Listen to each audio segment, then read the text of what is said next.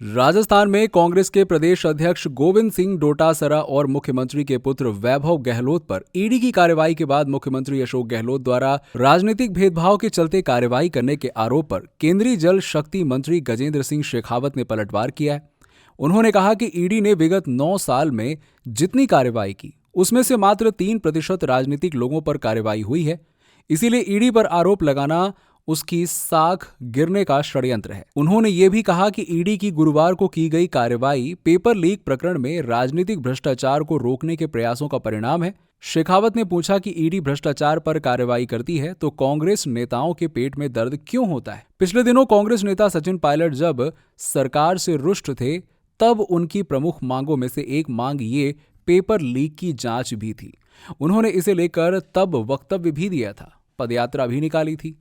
अब जब ईडी पूछताछ के लिए बुला रही है तो ये गैर कानूनी कैसे हुआ। केंद्रीय भाजपा कार्यालय में पत्रकार वार्ता में शेखावत ने कहा कि राजस्थान में गहलोत सरकार ने भ्रष्टाचार के सारे पैमाने तोड़ दिए हैं। पेपर लीक इसमें प्रमुख है और इसमें राजनीतिक भ्रष्टाचार हुआ है और ईडी ने इसे रोकने की कोशिश की है।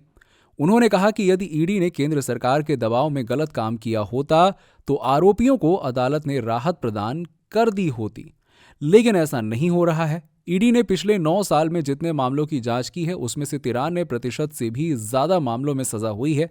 दुनिया की किसी भी एजेंसी की कन्विक्शन दर ये नहीं रही है। इसी प्रकार पिछले 9 सालों में 5,906 केसों में ईडी ने कार्रवाई की है। उसमें से केवल 3% सही राजनीतिक लोगों के खिलाफ है। इसीलिए राजनीतिक भेदभाव का आरोप निराधार है। शेखावत ने कहा कि राजस्थान में 19 बार पेपर लीक हुए, 70 लाख युवाओं का भविष्य अंधकार में गया और ईडी ने मुख्यमंत्री के बेटे के खिलाफ कार्रवाई की है। यह स्पष्ट है कि उनके तार मॉरिशस के हवाला के जरिए धन का जाना और रीरूट होकर आने के मामलों में इससे जुड़े हुए हैं। देश में काले धन को जायज बनाने का जो प्रयास होता था उसे रोकने पर ईडी ने सफलतापूर्वक लगाम लगाई है। ये कहना गलत है कि ईडी केवल विपक्षियों को टारगेट करती है। केंद्रीय मंत्री ने कहा कि कांग्रेस सरकार द्वारा दी जा रही गारंटियों से राजस्थान की जनता का विश्वास उठ चुका है और ये खोखली गारंटियां हैं। इन गारंटियों को राजस्थान की जनता ने सिरे से नकार दिया है। अब प्रियंका गांधी भी पुरानी गारंटियों को नए लिफाफे में डालकर दे रही हैं। संजीवनी प्रकरण का बार बार नाम लेने पर शेखावत ने कहा कि मुख्यमंत्री गहलोत का उद्देश्य सहकारी संस्थाओं द्वारा ठगे गए निवेशकों का पैसा लौटाना नहीं है। यदि ऐसा होता तो राजस्थान में 14 ऐसी सोसाइटी और हैं। एक संजीवनी को छोड़कर अन्य 13 का नाम मुख्यमंत्री जी क्यों नहीं लेते।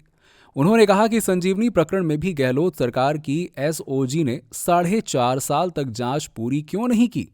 अब जाकर मुझे नोटिस दिया गया है। नोटिस में जो दस्तावेज मांगे गए हैं वो मैं स्वयं पहले ही एसओजी को दे चुका हूं और मंत्री होने के नाते मेरी आय के दस्तावेज पहले से ही पब्लिक डोमेन में है। शेखावत ने कहा कि मुख्यमंत्री अशोक गहलोत को पहले अपने गिरेबान में झांक कर देखना चाहिए, फिर मुझ पर सवाल खड़े करने चाहिए।